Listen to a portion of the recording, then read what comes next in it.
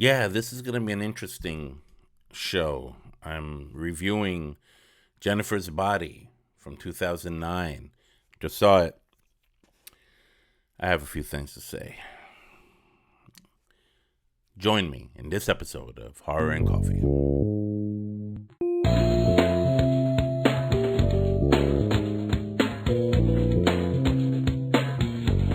If you like what you see here, please, by all means, tap on that bell button and tap on that subscribe button for future horror and coffee content. Let's talk about Jennifer's Body for a minute. This movie came out in 2009. It stars Megan Fox and Amanda Seyfried.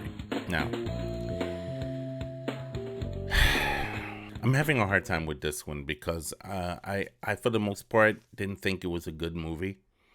It almost seemed initially that it didn't know what to be. Like, I felt a lot of teenage movie vibes, right? And then on the other hand, it's supposed to be horror, right? But there was nothing horror really about it. All right, the story is kind of like this, and there's going to be some spoilers in this because it's the only way I can really explain it. So get ready for that if you haven't seen it.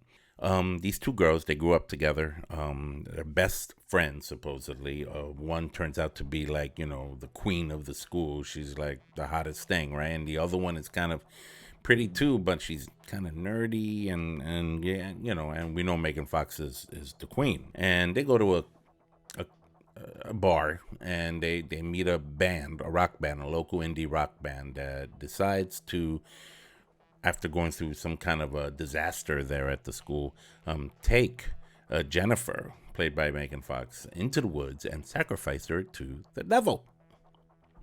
Sacrifice her to the devil so that she can give them, the sacrifice would have given them the power by the devil to become famous rock and roll stars. It is the cliched idea that's been going on ever since rock music really took a hold into the music industry so many decades back. All this whole thing about that there are rock stars out there that's literally sold their soul to the devil in some kind of blood sacrifice ritual in order to become rich and famous, and so that they can become loved by millions. What they didn't know is that they thought they were sacrificing a virgin, and Jennifer wasn't a virgin. That created some complications. Now, what happened was that apparently she came back to life, but possessed by a demon or something, right? And now she's eating the boys in the school, one by one. Her friend, of course, is like caught in the middle of this. She saw everything pretty much that happened except for the blood ritual.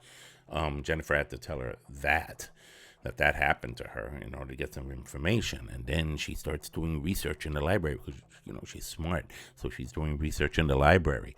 And then she finds all this information about succubus, incubus, all the stuff that we know about. She finds out what Jennifer has become by doing this. The shock and twists and turns that this movie could have pretty much provided kind of fell flat, except maybe at the very end. At the very end of the movie, for me at least, it had a nice twist that I was like, okay, this is going to be interesting. This is going to end very interesting. And it did, actually. If you haven't seen this movie yet, catch the end credits. Don't turn it off when the credits start rolling up, because that's when you see some interesting things take place. And that is the only part of the entire movie where it actually felt kind of eerie. I came into this film thinking, okay, this is going to be like a demon possession movie, but it actually was more like a gore fest. And Jennifer's monstrous character when she was flipping out and doing the things she was doing kind of reminded me more of a vampire than a demon. Like, she was like really literally eating the boys, and she had on her sights her friend's boyfriend. She was warning him, let's not go to the dance because she's going to be at the dance and it's a buffet, So she it should have been like Vamp Jennifer or something. I don't know. It just didn't come across to me like a demon movie. I think this movie would have held more substance had it been a vampire flick. As a matter of fact, the way I probably would have written it is that, yeah, sure, these guys did a blood sacrifice to Satan and stuff like that, but, vampires are known for their satanic connection. It would have, imagine they would have found a document that talked about how it turns people into vampires if they're not, it would have just been different to me. It would have just been different. The acting, except for Amanda Seyfried. This is one of her earlier films, one of her earlier things, and what I liked about her is that you get to see in Amanda Seyfried's characterization and performance in this movie, you get to see why she's moved on to do so many other great films and TV shows throughout the last several years. It's like, wow, she was. This movie was really about her. It really wasn't about Megan Fox. Oh yeah, she was the sexy one, right? Mad skinny, fine, okay, right? But Amanda, Amanda's character, she was like really good in this film. Like, she really acted well, and I think that this movie, in my opinion, is beneath her. The shooting of the film was it was well shot, good camera work, but the plot, again, for me, fell flat. It was kind of weak. There were elements in there, which I already explained, did not fall right with me with this film. I think that something like this had the potential to be something even better, even start a franchise if it could have. But I think that because of the way the writing was, the creative thoughts of this, and I'm not saying it wasn't creative. There was a little bit of creativity mixed in with the cliched thing in this film. I just didn't think it made the mark in regards to being a real, true horror classic. I don't think it's a horror classic at all. Again, it was like a mix of the teenage high school element mixed in with the kind of paranormal element, in regards to demonic activity and stuff like that. And for a little while there, I didn't know what it wanted to be, what it was going to be, what it was going to turn out to be. But that was just for a little while. I think its only saving grace is the very end.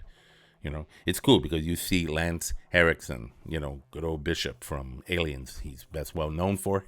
He's done many other cool things. He does a cameo appearance at the end, which I thought was kind of like, oh, okay, all right, that was cool. I'm glad they were able to get him in there. That was nice. All right, I'm going to give Jennifer's Body only one coffee cup. It wasn't something memorable for me, and I'm not feeling, I didn't feel it. With all respect to Megan Fox, she kind of like took a step away from acting for a while, and she's been kind of like getting her own life together and doing other things, which is cool. I actually saw a review of a movie, and I can't think of it right now. Maybe you can comment below and remind me, or share a link with me about it, of a movie that she just finished coming out with, but because of the pandemic and all that, it hasn't been released yet. Saw a preview of it. And when I saw the preview, I said, oh, okay, that's good. She's not doing that whole, objectifying, oh, look, it's Megan Fox. Guess what's going to happen? No, it looks like it's different. She's taking on a more, punching you in the face kind of role, which I think bravo to her, cut yourself away from that mold that they made for you in Hollywood years ago. That's what I say.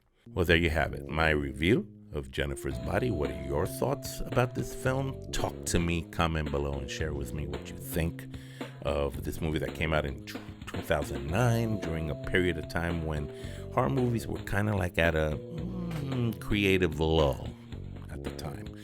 I should actually speak about that time period because there was a lot to talk about at that time. I mean, I remember that, a lot of reviews, a lot of remakes, actually. Ralph Perez, Horror and Coffee.